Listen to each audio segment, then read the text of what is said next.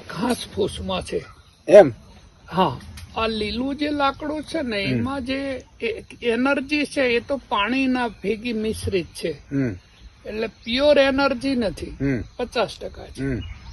પણ 100% એનર્જી આ સૂકું ઘાસ ફૂસ પડ્યું છે એમાં છે આપણે સળગાવ લીલું સૂકું સૂકું હા નામ દિવાસળી આપણે આપી તો પેલા કોણ સળગે સૂકું તો એ વ્હાઇટ પેટ્રોલ છે સેલ્યુલોજન કહે એટલે સૂર્યની જે રશ્મિયાઓ છે એનો ઓર્ડર આપેલો છે સૂર્યએ કે ભાઈ તમારે ફરવાનું બધે પણ કોઈને સળગાવવાનું નહીં એટલે એ લોમાં બંધાયેલી છે એટલે એ કોઈને સળગાવતી નથી પણ તમે ભણેલા છો જો તમારે એને પ્રેક્ટિકલ કે પ્રયોગાત્મક કરવી હોય તો તમે એક બિલોરી કાચ લઈ લો અને કોઈ સૂકા લાકડા ઉપર ફોકસ કરો તો શું થાય સળગે ને રીઝવર પડેલી એનર્જી તરત ચાલુ થઈ જાય એવી રીતે આપણું આ નાસિકા છે ને એની અણી અગ્ર ઉપર તમે કોન્સન્ટ્રેશન કરો ને એટલે આ આજ્ઞા ચક્ર છે એના પિલિયન ગ્લેન્ડ એન્ડ ઇથર પિનિયલ ગ્રંથિ અને એક સાથે કરોડો સિગ્નલ આવે છે વિધાઉટ અને કરોડો સિગ્નલ જાય છે વિધાઉટ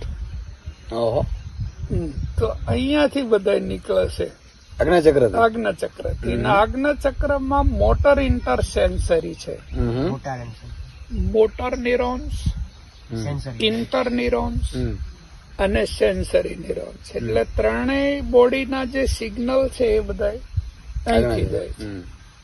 એટલે જો તમે અહીંયા કોન્સન્ટ્રેશન કરો આજે 1 મિનિટ કાલે 2 મિનિટ પરમ દિવસ 3 મિનિટ ચોથા દાડે 4 મિનિટ એમ જો તમે 16 મિનિટે પહોંચી જાઓ તો એમાં બીજા કેમિકલ છે 4 એ છે ઓક્સિટોસિન મેલાટોનિન સેરોટોનિન અને ડોપામાઇન એટલે હેપીનેસ જે કહેવાય ને અત્યારે 75 વર્ષ છે અમારા 75 વર્ષ ચાલે છે પણ હજુ 500 સીસી નો બુલેટ કાઢ્યું હોય તો રોડ વાળવો ન પડે 6 મિનિટે 6 કલાકે આબુ ઉપર જતા રહી એનર્જી જે છે એ બોડીના ઉપર ઇફેક્ટ કરે એટલે 75 વર્ષની ઉંમરે લાગે નહીં કોઈને બાપુ 75 વર્ષના છે આ તો બધું ડુપ્લિકેટ છે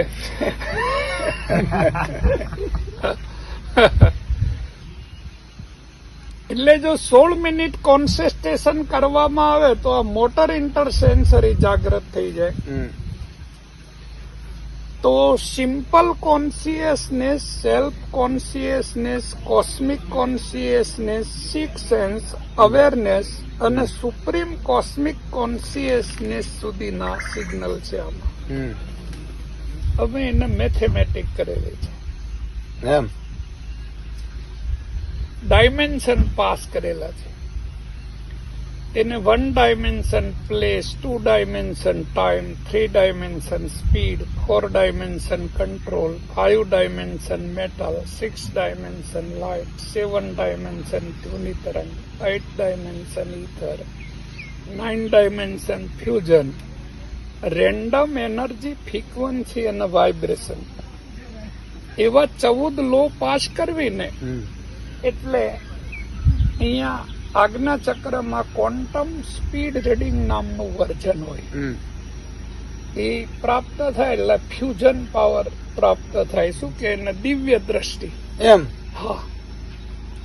એટલે દિવ્ય દ્રષ્ટિ પ્રાપ્ત થાય એટલે એ વ્યક્તિની આંખો એક્સરે મશીન જેવી હોય એ કોઈ વ્યક્તિને દેખે કે વસ્તુને દેખે તો આંખો સ્કેન કરી લે અને સ્કેન કરી લીધા પછી એ માપે બોલે જાય બોલો ભાઈ કેટલી ફ્રીક્વન્સી ઉપરથી એક કેટલા ગીગા હર્ટ્ઝ પરથી રિલીઝ થાય છે તો એ પ્રમાણે એની સાથે વાત કરી કારણ કે તમારે કોઈ પણ વ્યક્તિની સાથે વાત કરવી હોય તો સમકક્ષા જોઈ વિષમ કક્ષાનો વ્યક્તિ હોય તો વાદ વિવાદ થાય, બરાબર છે. અને ગોલ્ડ અને બોલ્ડ વ્યક્તિ વાદ વિવાદમાં ના પડે. Negative and positive of the solution. એટલે એ ઇનઇફિક્વન્સીમાં જોડાય. એટલે એ જે વાત કરવા આવ્યો હોય એની સાથે સંતુલન બનાવી રાખે.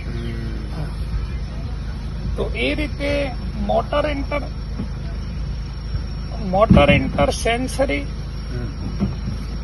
પ્રાપ્ત થઈ જાય.